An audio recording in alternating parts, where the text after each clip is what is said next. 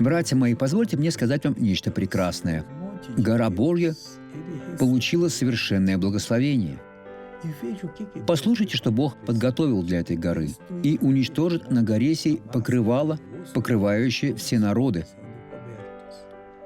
покрывало, лежащее на всех племенах». Готово. Он уничтожит. Евреи, благодаря Моисею, до сих пор не обладают полным ведением относительно Иисуса. Но это покрывало будет уничтожено, убрано, и они увидят Иисуса таким, каков Он есть.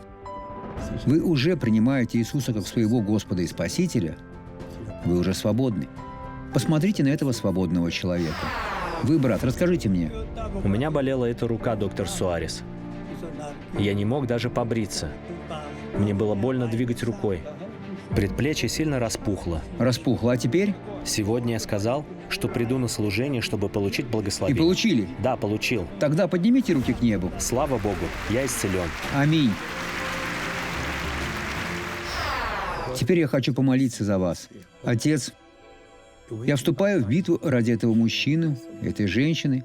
Проблема теперь закончится. Лукавый проиграл битву.